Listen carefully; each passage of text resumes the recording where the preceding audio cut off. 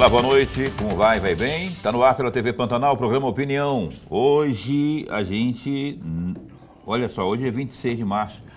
Hoje a gente vai ter duas entrevistas aqui. Você sabe que nós estamos desde o começo do mês de março homenageando as mulheres. Mulheres que fazem acontecer esse estado de Mato Grosso. Pujante, que consequentemente traz aí as suas demandas, não é? Seja na segurança pública, seja na saúde, seja na infraestrutura. Então hoje a gente vai estar conversando com duas dessas maravilhosas mulheres que eu particularmente admiro muito e o programa também, tanto que faz questão de tê-las sempre aqui. A Sueli Curvo está aqui, não é? Já esteve conosco, inclusive.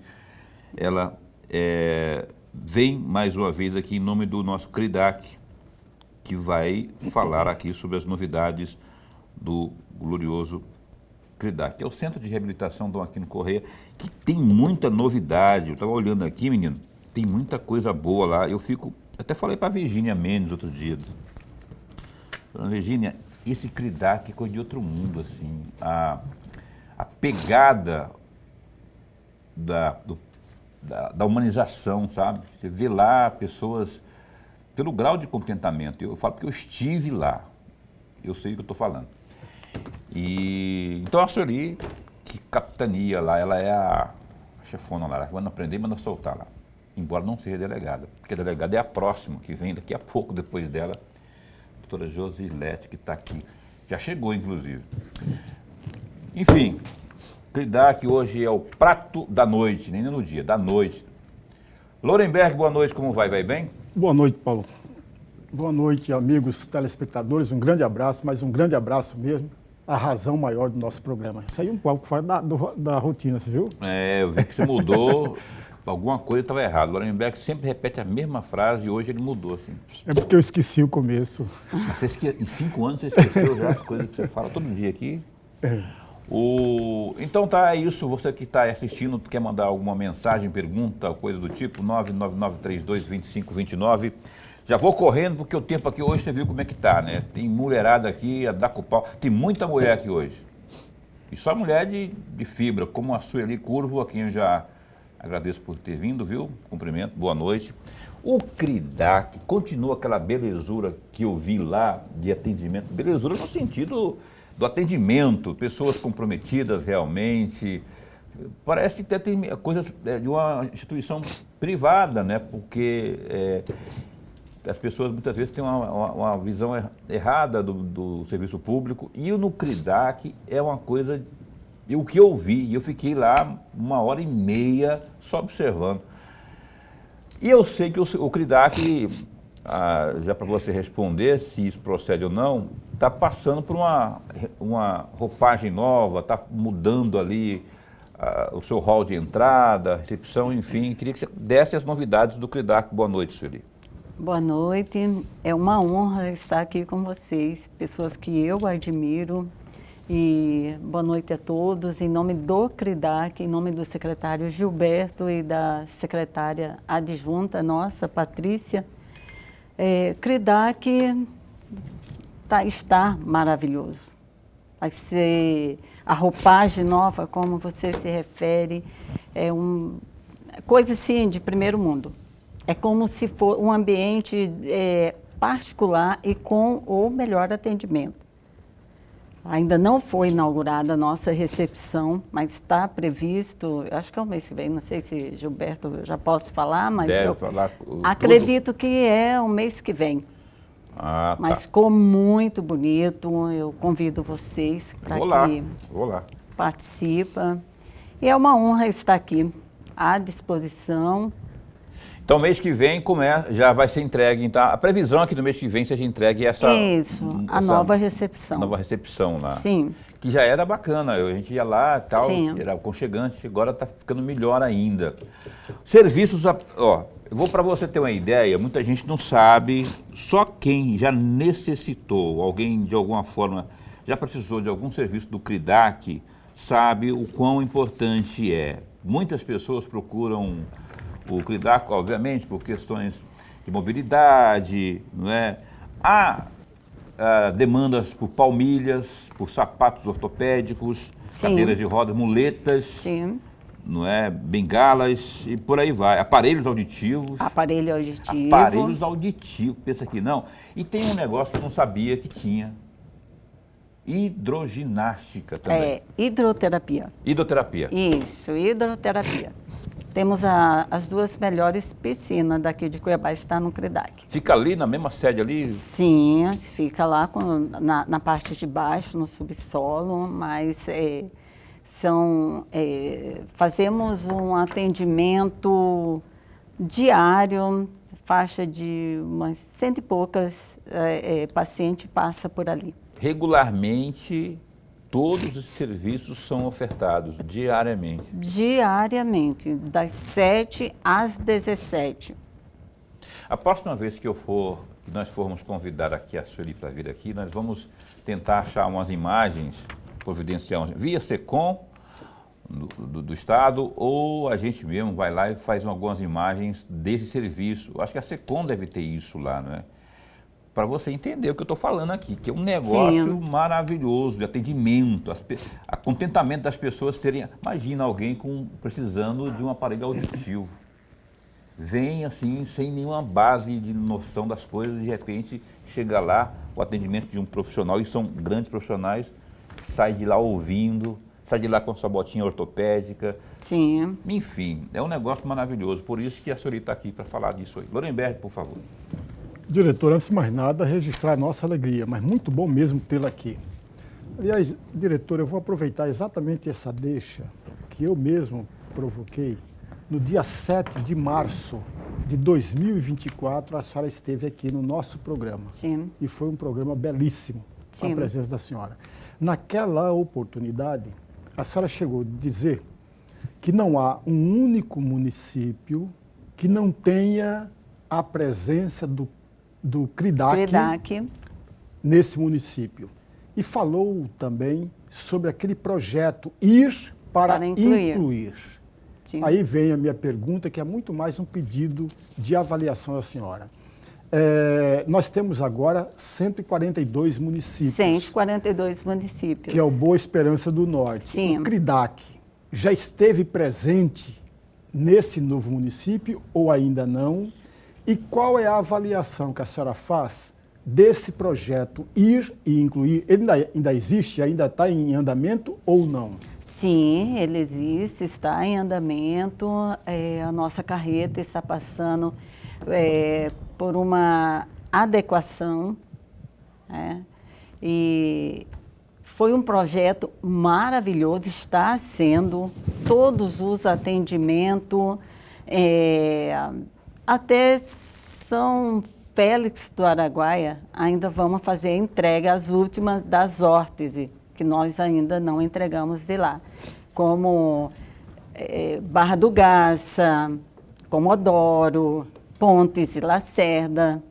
Então, todos esses municípios que ainda temos que retornar, temos que fazer as entregas, que não foi todas completa no ano passado, estamos providenciando, e é um projeto muito satisfatório, porque ele dá resultado. E o senhor sabe que o secretário Gilberto, ele trabalha com resultado.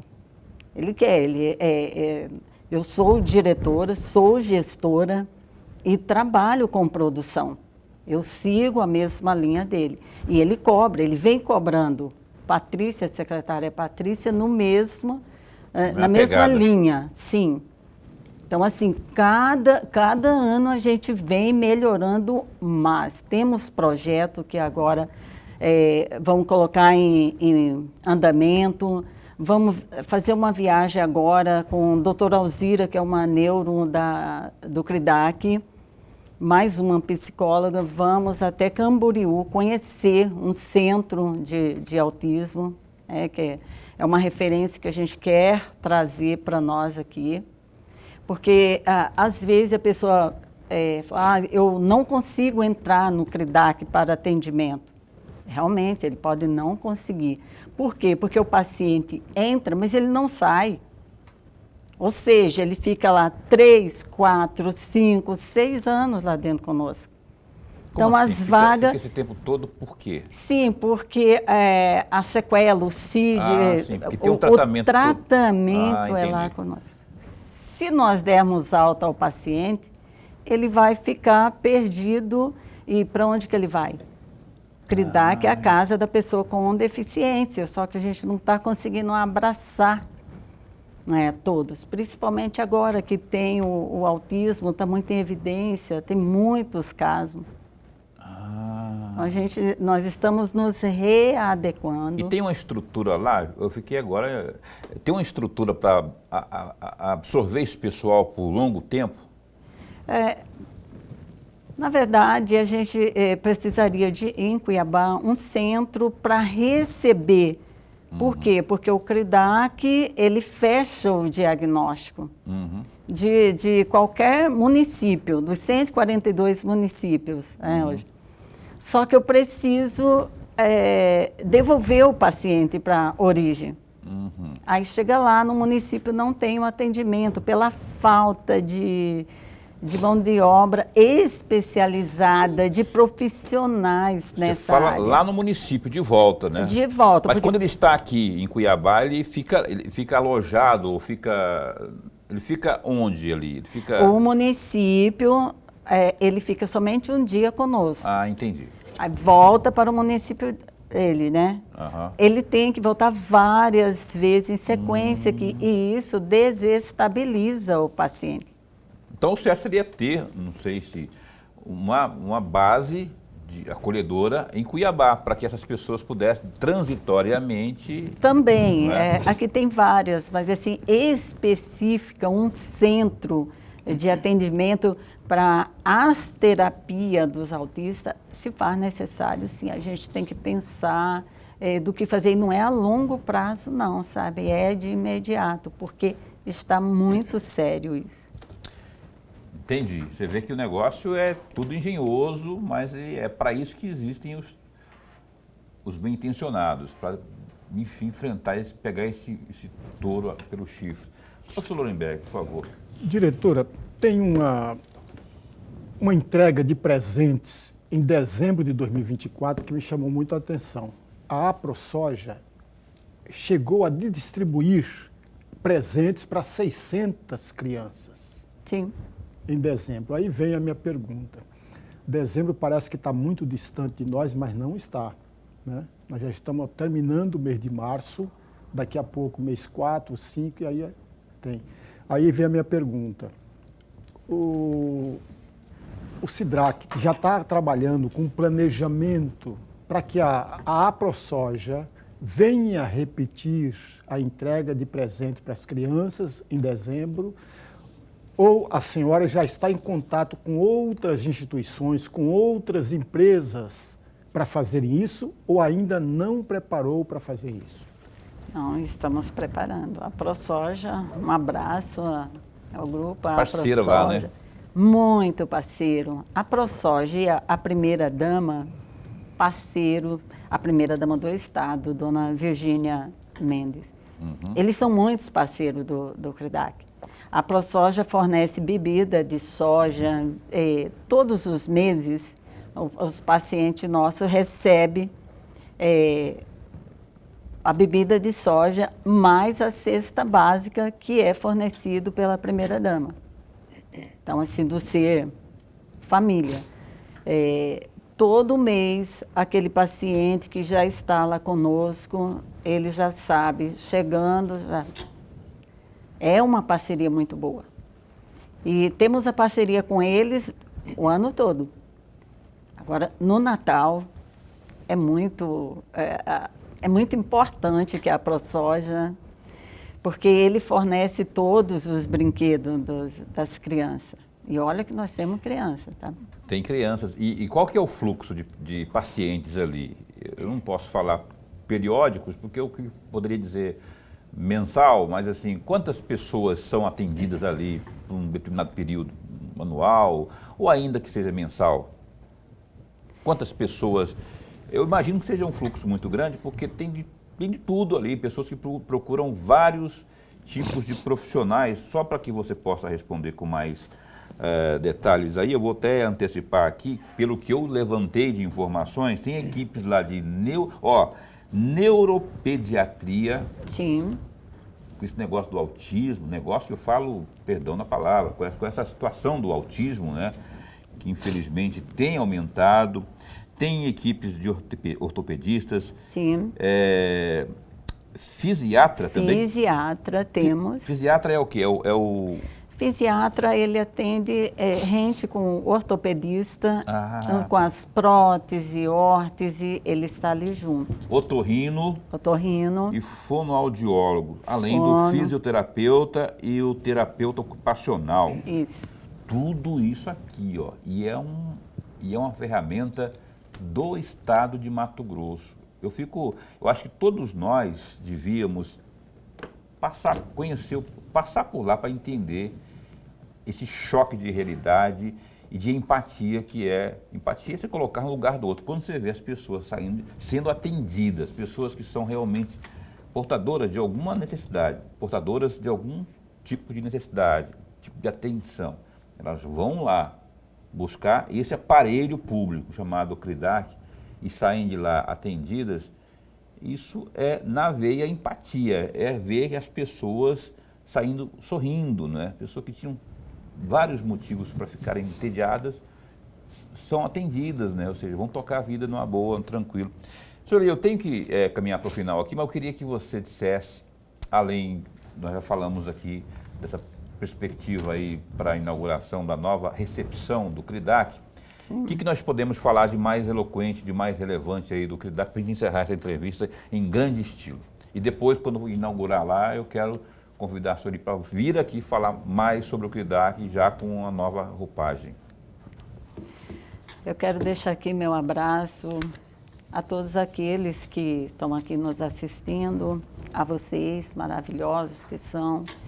E gostaria que todas as mães que estão aí em busca de um atendimento, que nos procurem diretamente lá no CRIDAC.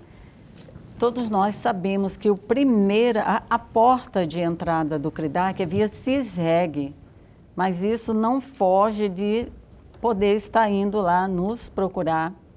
Faremos o possível para atendê-los, sabemos do que está acontecendo e assim, lamentamos não poder ficar com todos lá conosco, mas fechamento de diagnóstico, estamos lá preparados, pode nos procurar, tá? E com fé vai dar tudo certo. E conto com vocês na inauguração, que vai ser uma festa muito bonita, assim, falando é negócio de primeiro mundo mesmo. Obrigada. Exatamente. Obrigado. Então, olha só, repetindo, olha, você pode... Muitas pessoas não têm condições de comprar uma cadeira de rodas. Muitas pessoas precisam de uma cadeira de rodas. Eu não vou falar que sempre que é infalível, mas todas as vezes que eu já vi pessoas buscarem o CRIDAC, sempre foram atendidas com as mais variadas cadeiras de rodas, inclusive, né?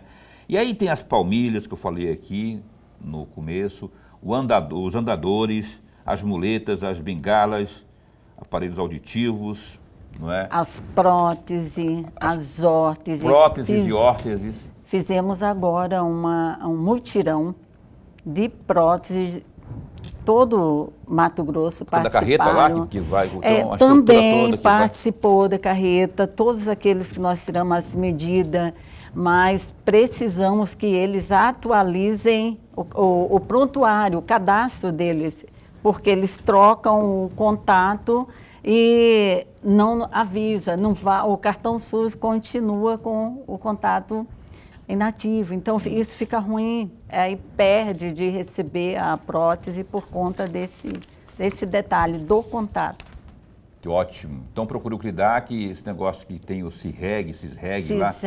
Isso aí é uma regra que tem, é uma parte burocrática necessária, mas se tiver emperrado lá, vai lá no CRIDAC, fala Sueli Curvo, a palavra-chave lá, a senha é Sueli Curvo. Fala com ela que ela resolve o seu negócio, encaminha, não é? Se tiver dificuldade, ela vai pedir um tempinho só, mas ela vai resolver, porque essa é a ordem do Gilberto. O Gilberto é chato, o Gilberto Figueiredo, Ele é enjoado com esse negócio, chato nesse sentido, né? Ele é enjoado. Porque o Lorenberg, porque o Mauro Mendes também é enjoado, que fica lá, eficiência. E aí ele repassa, vai passando, até chegar na Sueli e põe o negócio para funcionar lá no CRIDAC. Obrigado, viu? Obrigada. Esse espaço continua a posto para me informar. Parabéns Sim. pelo trabalho, admiro demais seu trabalho. Obrigada. Seus olhos brilham quando você fala desse trabalho e eu acho que é aí que está o grande pulo do gato aí. Obrigado, viu? Continue sempre assim. E um abraço para o seu neto que está ali, que eu não sei o nome dele. Lucas. Lucas já tem... Veio aqui da outra vez, inclusive, né? O grande Lucas, que é o neto da gloriosa Sueli Cury. A gente vai para o intervalo comercial, a gente vai entrevistar já aqui a delegada do DEA, a Delegacia do Adolescente, a gloriosa doutora Josilete, que está elegante hoje, eu estava vendo ali na recepção ali, assim como a Sueli, que está toda cheia de, olha, um colarzão bonito e tal. Ela só vem aqui nisso dos trinques, né? As mulheres, que seria de nós sem elas? Intervalo comercial, a gente volta num instante só.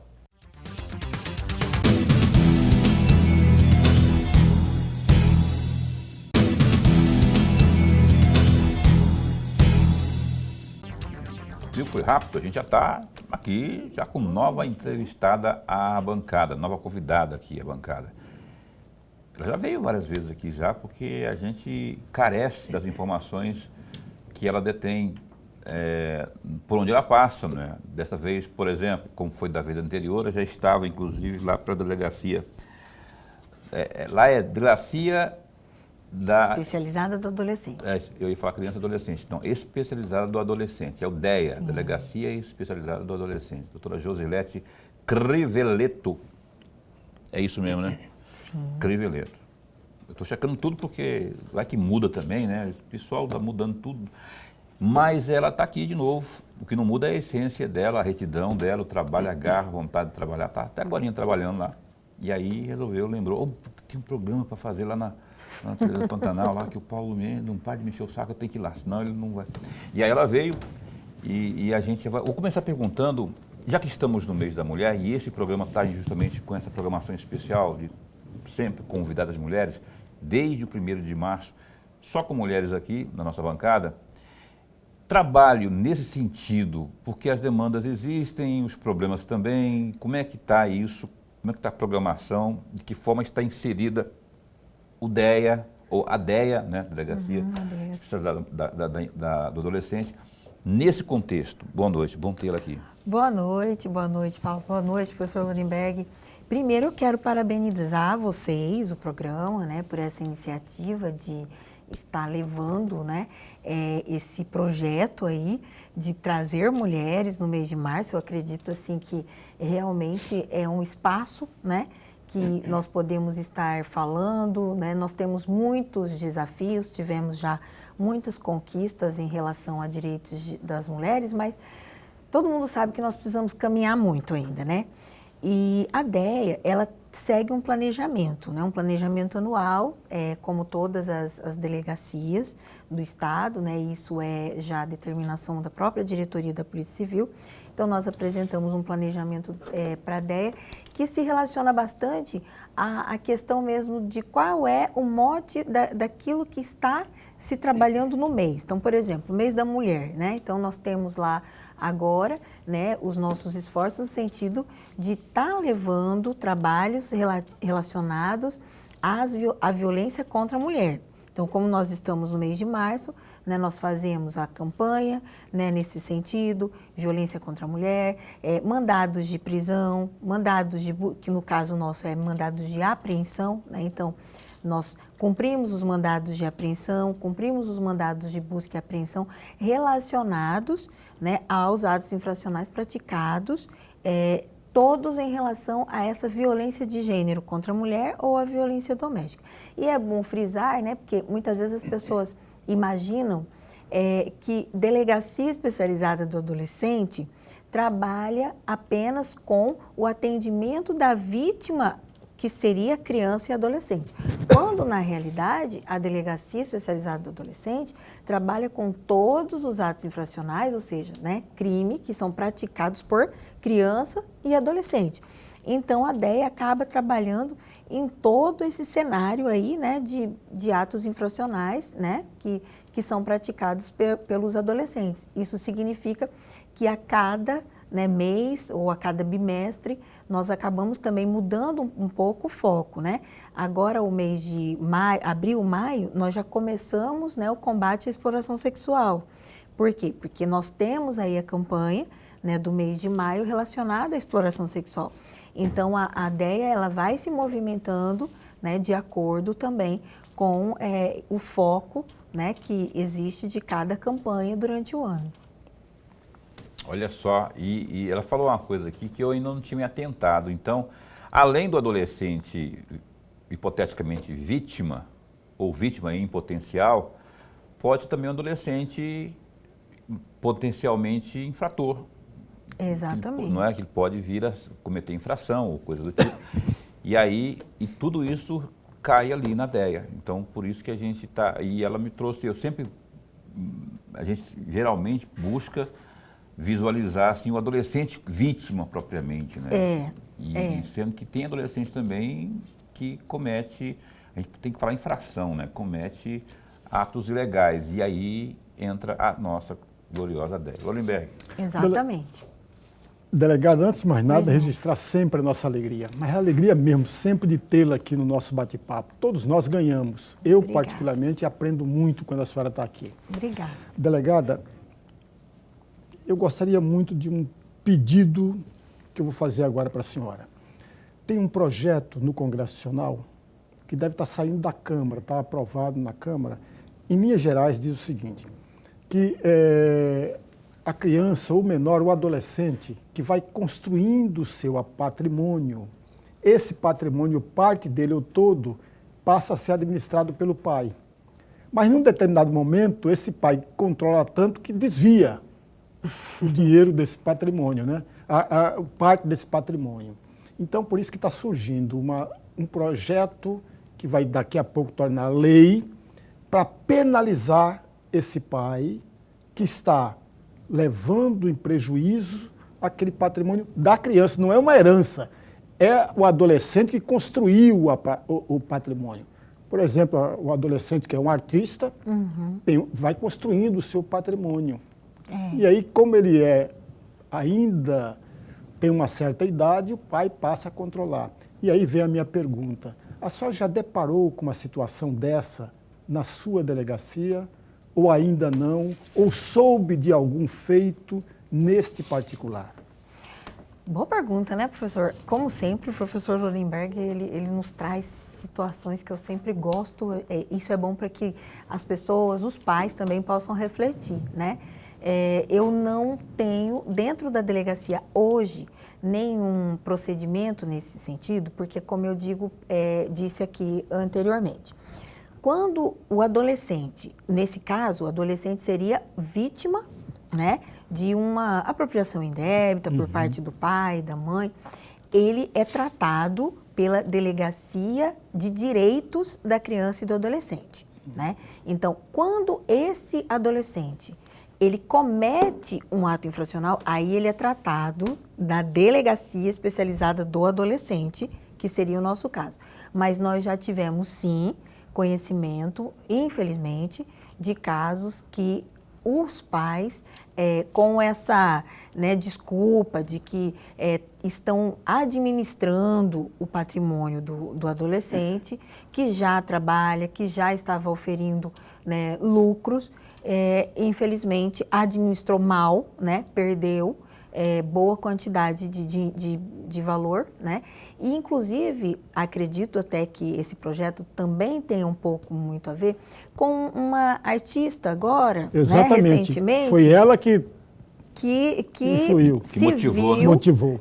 Nessa situação realmente de perder muito do seu patrimônio. A opinião pública ficou bem dividida, né? Eu acredito que hoje ainda a opinião pública ainda está bem dividida nesse sentido, né? Porque muitos eles acabam focando na situação da parentalidade, a questão mais digamos assim, o efeito no sentido moral, né? Você no caso dessa adolescente que já é jovem, né? Você, de repente, cortar laços, inclusive com a família, por conta dessa questão financeira, né? E tem aqueles, né, que são mais rigorosos, são mais legalistas e diz, olha, foi errado, né? Se apropriou e tem que responder. Então, acredito, né, que tem grandes chances, sim, de passar, né, esse projeto, mas, infelizmente, são situações que podem ocorrer, sim. Eu acho que é Larissa Manoela, não é? Isso, Larissa Manoela. exatamente. Eu não quis dizer aqui o nome dela, mas o Larissa Paulo já Manoela, disse, então. Larissa Manoela, que é muito comum os pais hoje em dia. E aí, como é que processa os pais? Isso aqui é uma questão mais... Porque essa questão, os pais né? têm o chamado pátrio poder, não é? Que são os responsáveis imediatos, não é? E tem toda uma situação para ver ali. De discussão, inclusive, Paulo, desculpa, de se pensar, é justo, né? É moralmente correto você processar o pai, porque, né, se apropriou desse dinheiro. Esse dinheiro realmente era seu, apesar de você ter, logicamente, conseguido esse valor, mas aí entra naquela situação, nós todos somos uma família, né? E então, você pensa que isso é raro? Eu já diria, arrisco a dizer que não, Nuremberg. Sabe? Não, porque não é o que raro, tem de não. pais aí colocando o filho para cantar logo de criancinha. Olha como ele canta bem. Nesse sentido que eu já vi. Olha como tem, meu bebezinho é tão lindinho e tal, vou levar ele para um ensaio de fotos para virar capa de fralda, de não sei o quê, sabe, de comercial de TV e tal. Só para ganhar dinheiro em cima para explorar nós, né? Eu, particularmente, inclusive, nunca tive isso, porque não... Mas, enfim, existe isso. Doutora, neste bloco ainda, eu queria que a senhora dissesse o seguinte, vamos voltar para o tema mulher. A menina, a adolescente, propriamente, eu já tenho uma opinião muito formada a respeito. Se a senhora achar que eu não tenho razão, só pode dizer que na lata mesmo. Eu acho... Eu sou pai, inclusive. Minha filha vai fazer 20 agora nesse ano, daqui a um mês. Eu acho que os pais e a escola também, mas principalmente os pais, a gente tem que trabalhar essa mentalidade delas desde muito pequena, de forma mais aberta e mais direta. As escolas, que é o meu ponto principal aqui, de pergunta para a senhora, não deviam trabalhar... Eu não falo educação sexual, não, mas com orientação, com dicas de higiene, enfim, sei lá, para que essa adolescente possa entrar na adolescência, essa criança possa entrar na adolescência, já consciente, inclusive, a questão do assédio, não é? Ela ter essas orientações. Como que tem essas orientações? Palestras, por exemplo, leva lá uma Josilete, leva lá uma Maria da Penha, leva lá uma defensora, para explicar direitinho, não é? Eu sempre falo aqui que quando a minha filha era bebezinha, eu nunca dei banho na minha filha. Porque eu quis inserir isso na cabeça dela, que homem nenhum poderia se aproximar dela, poderia ter intimidade com o corpo dela, entendeu? Sim. Deixar sempre para a mãe dela fazer. Então, você não acha que essa orientação tinha que começar bem mais cedinho, incluindo a escola nisso aí, uma educação? Sim, perfeito, Paulo. Inclusive, não só acho, como nós até, inclusive, fazemos, né, esse tipo de campanha de fala nas escolas. O ano passado, a DEA passou por muitas escolas, mais de 20 escolas aqui entre Várzea Grande e Cuiabá, a Corizal, que também é a nossa área de atendimento, né? E nós fizemos o que nós chamamos de rodízio de saberes, justamente nessa linha de ação, que é para poder não só estar ministrando sobre o comportamento, sobre a violência sexual, mas também sobre a gravidez na adolescência, né? Sobre o que é o respeito, o que significa dignidade, né? O respeito pelo outro. Então, isso a DEA já vem fazendo. Mas por quê? Porque é lei, né? Nós temos lei, a própria Lei Maria da Penha, ela já inclui, né, a questão de ser discutido nas escolas a violência contra a mulher. Né, nós temos leis em que o município, as escolas, né, do ensino fundamental, do ensino básico, tenha que colocar aquela semana de estudos sobre direitos da mulher, violência contra a mulher, violência de gênero. Então, nada mais do que legal, ou seja, a legislação, ela já ordena que as escolas façam isso. Pois né? é, doutora, mas aí entra o meu lado chato. Eu sou chato por natureza, mas aí eu fico mais chato quando isso vem à mesa. Por exemplo, ao invés de termos o dia da árvore, falar da árvore, vamos plantar a árvore só no dia da árvore, na semana da árvore ou do meio ambiente, que seja uma constância, que seja uma constante, termos esse tipo de palestra, por exemplo, vamos falar sobre o direito da mulher, vamos para o próprio adolescente, para ele não ser um machistazinho no futuro, ou uma submissazinha no futuro, não é? Então, e a educação sexual também, esse tipo de orientação sobre, enfim, tudo que envolver o direito da mulher, da adolescente. E para você ter uma ideia, você menciona nessa questão da questão mesmo sexual, né, da violência sexual.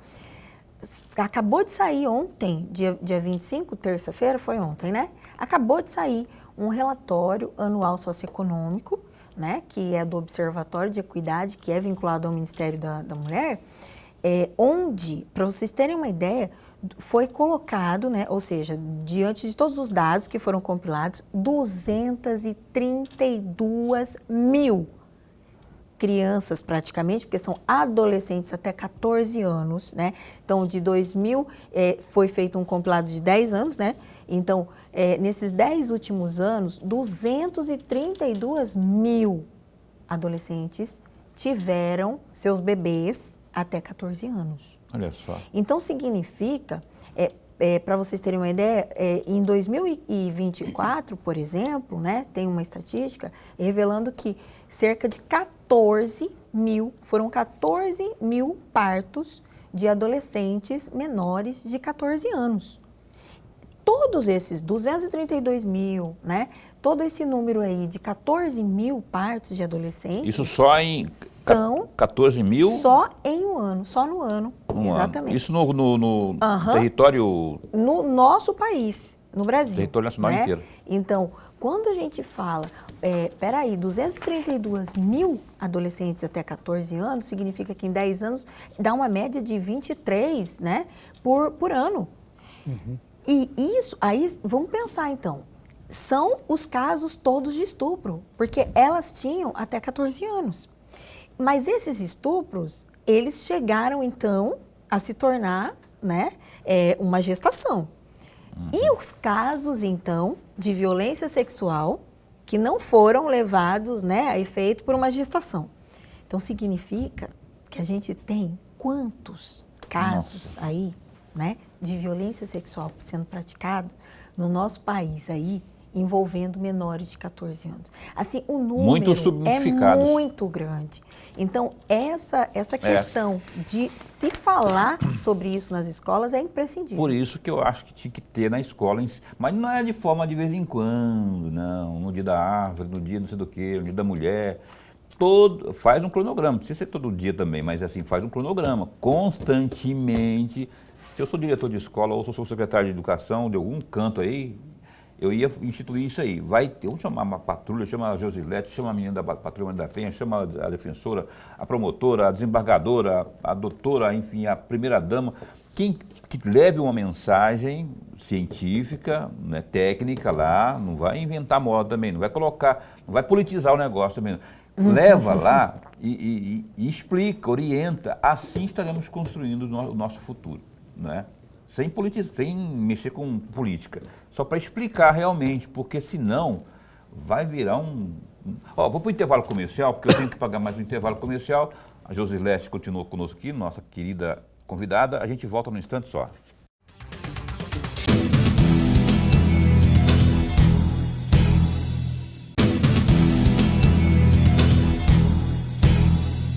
E a gente retoma aqui. Lorenberg, por favor, a gloriosa Josilete Criveleto, nossa delegada 10, está aqui à sua disposição. Delegada, com todo o seu conhecimento, com toda a sua experiência, além da questão da educação, o que mais deve ser feito para que o número de feminicídio em especial possa cair? Por exemplo, nós recebemos aqui no mês passado a delegada Judá, inclusive, pelos meus cálculos, tinha um número de 8 feminicídios em 2025. Ela disse, não, são 5 feminicídios naquele momento que ela estava aqui. Sim. Que também é um número grande. Sim. Convenhamos, 8 ou 5, trata-se de números muito grandes. O que devemos fazer, delegada, para que esse número venha a cair e nós não venhamos a repetir números, por exemplo, de 47 no ano passado, 46 no ano atrasado, 62 em 2020? O que devemos fazer além da questão da educação? Eu acredito, professor, que quando nós falamos, todas as vezes que nós falamos sobre violência contra a mulher, e eu digo de gênero, não só a doméstica, né? Ainda hoje estava comentando sobre isso. Nós esquecemos que a violência, no caso doméstica, mas aquela outra violência de gênero também pode, de repente, se transformar num feminicídio, né? Que é o caso que nós tivemos aí recentemente, né? Envolvendo a adolescente Emily. Então, quando nós falamos de violência de gênero, então nesse total aí, nós não podemos nunca deixar de nos esquecer que nós estamos sendo criados, né? Nossos filhos são criados, nós fomos criados, né? E acredito que não temos como fugir muito disso, porque nós acabamos criando também os nossos filhos, porque assim aprendemos, ainda com uma cultura patriarcal, né? Infelizmente, essa questão da misoginia, as pessoas dizem assim, lá vem ela falar, né, de misoginia, quando as pessoas que pesquisam sobre mulheres vêm com essa questão da cultura, falam, já vem ela falar de machismo, de misoginia, mas não temos como não deixar de falar, porque é cultural isso daí, né? A própria questão dos nossos mitos, né, foram todos baseados, né, numa cultura, de certa forma, que ela é misógina, né? A Eva é a que é culpada, né, de ter sido a amiga da serpente, se nós formos olhar, né? Então, o Adão, de repente, foi, né, ludibriado pela serpente, pela Eva, né? A própria Pandora, né? O mito de Pandora também, né? Abriu a caixa, né? De todos os males do mundo. Então, quando a gente fala dos próprios mitos nossos, a gente tem ali a misoginia já, né? Incrustada ali na nossa cultura. Então, essa mudança, quando a gente fala, como é que a gente vai simplesmente deixar, né, de ter tantos casos de feminicídio? Como que a gente vai diminuir? Não tem como, a não ser por uma mudança cultural, né? E como é que se faz essa mudança cultural? Não é só a escola ensinando, como disse, né, o Paulo aqui, olha, vamos trazer todos os dias as discussões que sejam, né, de uma forma transdisciplinar, multidisciplinar, mas você não vai mudar só colocando uma matéria sobre aquilo dentro da sala de aula. Você tem que mudar você.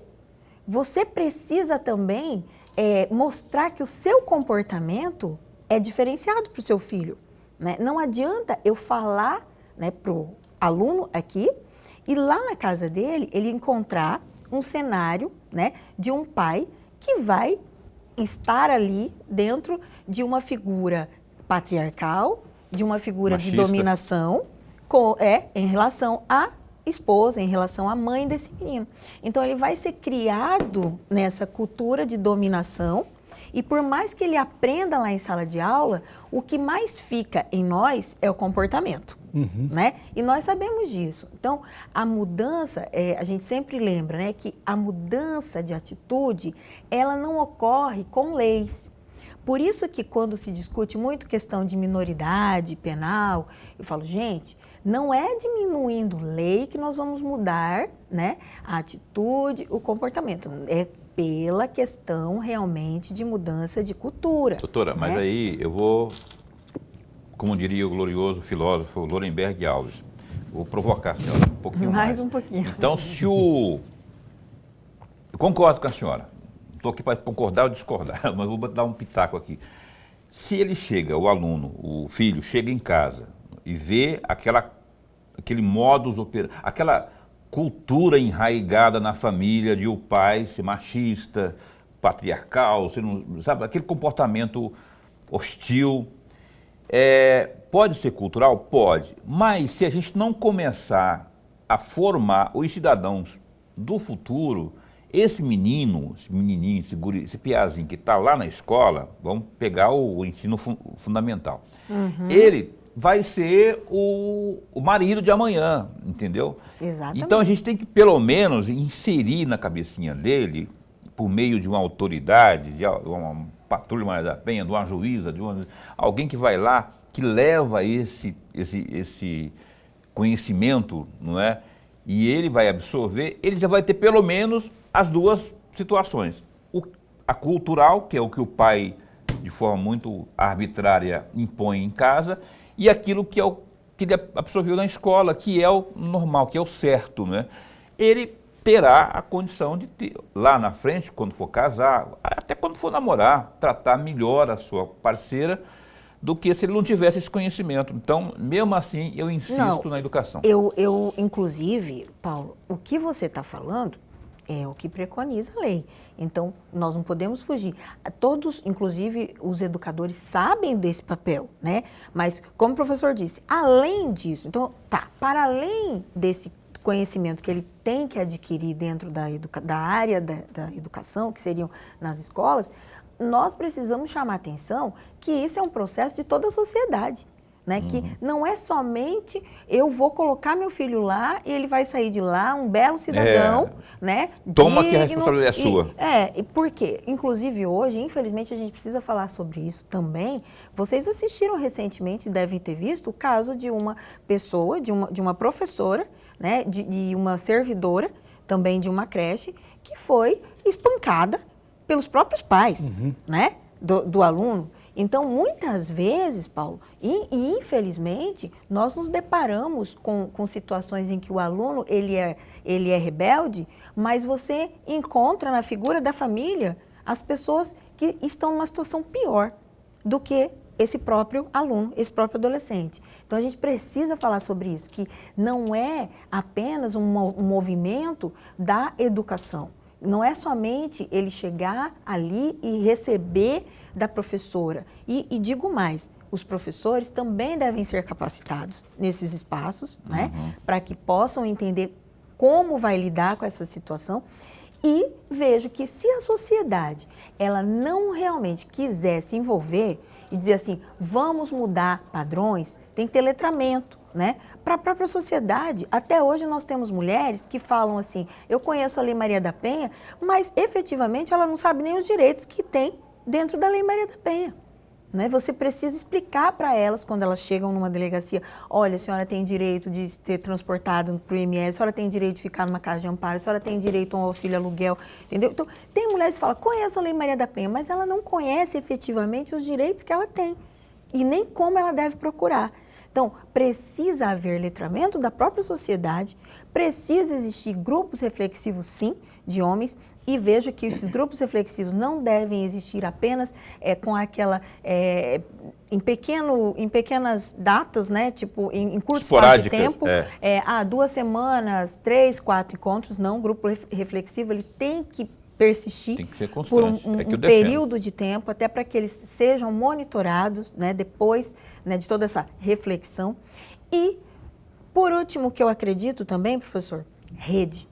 Se nós não tivermos rede de atendimento hoje, dentro dos municípios aqui em Mato Grosso, nesse aspecto, o Tribunal de Justiça bate muito em cima, a desembargadora Maria Rotides, né, ela, se estiver nos escutando, ela sabe do que eu estou falando, né, eles têm enfrentado muito esse problema, que é nós termos o quê? Redes de atendimento, efetivamente, que funcione no interior do estado, porque quando você tem uma rede que funciona, essa mulher que pede a medida protetiva, ela pode ser beneficiada com o monitoramento de toda a rede, para que não chegue a um feminicídio. Então, exatamente. Esse seria um... E aí vem esse relatório do Tribunal de Contas que aponta que tem muitos municípios que não têm psicólogos, que é para atender na rede de saúde. Como rede fazer, né? Então, assim, todo mundo tem que fazer a sua parte aí, né? Lorenberg, caminhando para o final. Só uma Uma pergunta muito rapidamente, delegada. Veja, a senhora falou assim, a rede é importante. E que eu também concordo com a senhora, que a rede é importantíssima. Mas lá no município pequenininho, tem município que não tem a delegacia. Nós não estamos falando de delegacia de mulher, não. Não existe uma delegacia de uma forma geral, porque a delegacia que atende aquele município é o do município vizinho. E aí, imaginemos que esse município vizinho tem lá 20, 30 quilômetros, uma mulher que foi violentada, que foi espancada, que foi simplesmente sofreu da violência, ela vai se deslocar da casa dela 20, 30 quilômetros para chegar numa outra delegacia que ela nem conhece.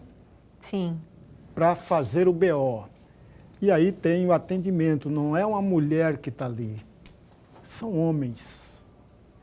E tem um tratamento muito diferente de alguém que fosse atendido por uma mulher policial. Muitas vezes junto com outros... Com outras pessoas de outras que cometeram outras ocorrências. Outras Sim, ocorrências professor. aí, delegada. A esse respeito, 2 minutos e meio para sua resposta. A esse respeito, a Polícia Judiciária Civil, a nossa Polícia Civil, ela já tem trabalhado muito. Inclusive, acredito eu, né, que depois da pandemia para cá, né, a Polícia Civil acho que foi vanguarda em muitos aspectos aqui.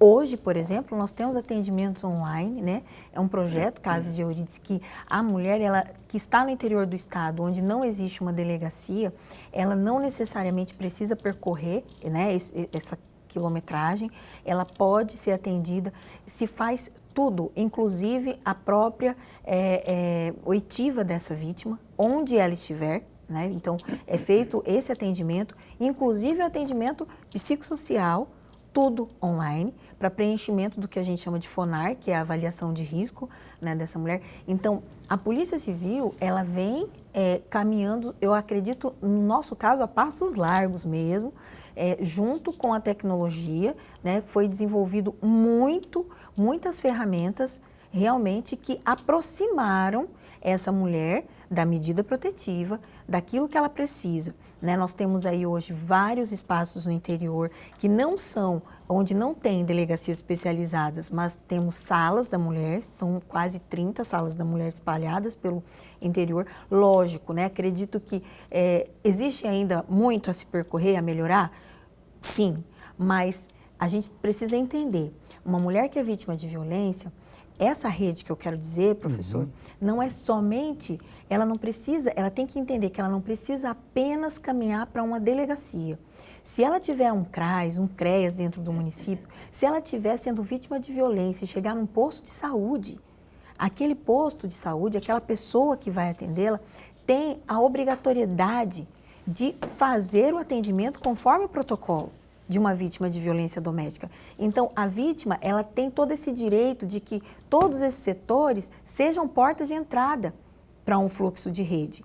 Então, é nisso que a gente precisa também entender, que muitas vezes, não existindo uma delegacia, ela pode procurar outros mecanismos, outras portas de entrada, e essa porta de entrada compete o encaminhamento do procedimento para a delegacia. Né? Então, a gente teria que ter aí a notificação compulsória, né, sendo aí um mecanismo também de ajuda, mas isso se nós tivermos uma rede que funcione. Perfeito. Então, tem que ter estrutura, tem que funcionar, porque não adianta nada não ter depois esse respaldo lá para atender a essas pessoas. Né? Fica a dica, né, senhor executivo, falando no geral aqui, olha só, eu queria muito continuar, mas a gente não tem tempo. Eu quero somente agradecer a essa mulher maravilhosa, que eu admiro demais o trabalho. Já falei para ela aqui, a Josilete, pensa que eu estou jogando confete aqui. Não, porque realmente ela mergulha e fala o que realmente acha e contribui com as informações sobre os temas de suas respectivas delegacias, nesse caso da DEA. Obrigado, viu, por ter vindo aqui.